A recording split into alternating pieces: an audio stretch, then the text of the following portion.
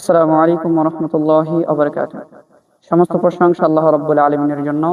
দরুদ বর্ষিত হোক মুহাম্মদ রাসূলুল্লাহ সাল্লাল্লাহু আলাইহি ওয়াসাল্লামের প্রতি। রাসূল সাল্লাল্লাহু আলাইহি ওয়াসাল্লাম বলছেন, মান তাসাব্বাহা বিকওমিহিন ফাহুয়া মিনহুম।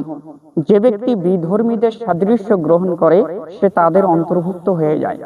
অত্র হাদিস দ্বারা রাসূল সাল্লাল্লাহু আলাইহি ওয়াসাল্লাম আমাদেরকে যেটি বুঝিয়েছেন, আমাদেরকে যেটি বলতে চেয়েছেন সেটি হচ্ছে, আমরা বর্তমান সময়ে দেখতে পাচ্ছি আমাদের মুসলিম যুবকরা বিধর্মীদের রীতিনীতির সাথে মিশে যাচ্ছে, বিধর্মীদের অনুষ্ঠানের সাথে মিশে যাচ্ছে।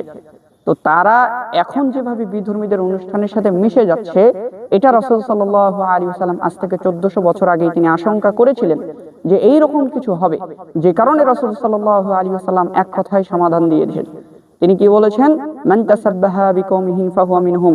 যে ব্যক্তি বিধর্মীদের সাদৃশ্য গ্রহণ করে সে তাদের অন্তর্ভুক্ত হয়ে যায়। অত্র হাদিস দ্বারা বোঝা যায়, আপনি যদি বিধর্মীদের অনুষ্ঠানে যান, আপনি যদি হিন্দুদের দুর্গাপূজায় যান, আপনি যদি বিধর্মীদের খ্রিস্টানদের যে সমস্ত উৎসব আছে সেই উৎসবে যান, তাহলে আপনি খ্রিস্টান হয়ে যাবেন, তাহলে আপনি বিধর্মী হয়ে যাবেন, তাহলে আপনি হিন্দু হয়ে যাবেন। এটা রাসূল সাল্লাল্লাহু আলাইহি ওয়াসাল্লামের অত্র হাদিস দ্বারা বোঝা যাচ্ছে।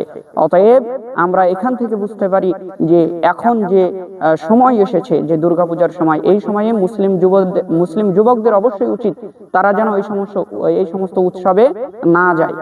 রাসূল সাল্লাল্লাহু আলাইহি ওয়াসাল্লামের দাস সাওবান রাদিয়াল্লাহু আনহু বলেন, রাসূল সাল্লাল্লাহু আলাইহি ওয়াসাল্লাম বলেছেন, আমি যাদের সবচেয়ে বেশি ভয় করি তারা হচ্ছে নেতা ও এক শ্রেণীর আলেম সমাজ। রাসূল সাল্লাল্লাহু আলাইহি ওয়াসাল্লাম নেতাদেরকে বেশি ভয় করতেন। কেননা নেতারা সমাজে যে সমস্ত বিশৃঙ্খলা হয়, সমাজে যে সমস্ত অশ্লীল কার্যক্রম চলে, সমাজে যে সমস্ত ধর্মবিরোধী কাজ চলে, এই কাজগুলো তারা উস্কে দেয়।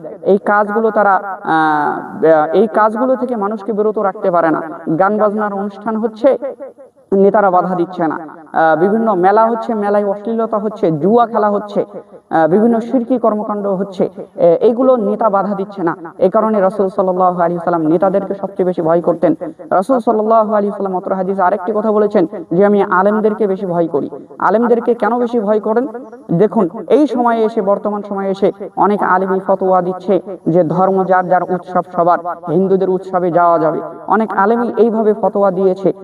কিছুদিন আগে ফতোয়া দিয়েছে, এর আগে যে সরকার ছিল সেই সরকারের আমলে ফতোয়া দিয়েছে, সরকার পক্ষ হয়ে গিয়েছিল, তারা দলীয় হয়ে গিয়েছিল।